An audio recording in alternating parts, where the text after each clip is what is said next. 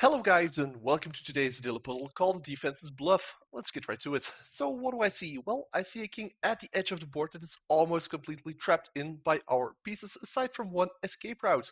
On top of that, we do have the pawn over here that's threatening to promote, but with the king only having one escape route, I think that's where we have to look, especially since our queen has two safe ways of giving a check on the king.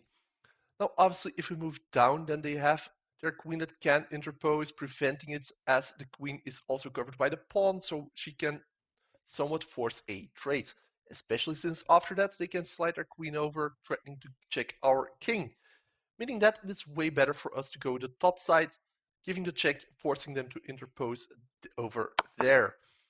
Now, obviously, they are going to interpose with the pawn, but this does allow our queen to slide back and use the other check position, as the king now no longer has that escape due to their own piece, forcing them to interpose once more.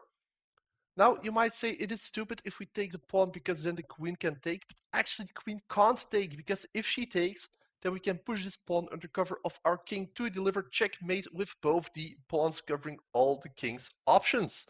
So once we take this, they are forced to interpose under cover of the pawn, but not even that is enough because sure, their queen is protected by the pawn, but the queen also is pinned to the king, meaning that it can't take this pawn if we push it in under cover of our own king for checkmate. There we go. Thanks for watching. Please leave a like, subscribe, and hopefully see you next time. Bye.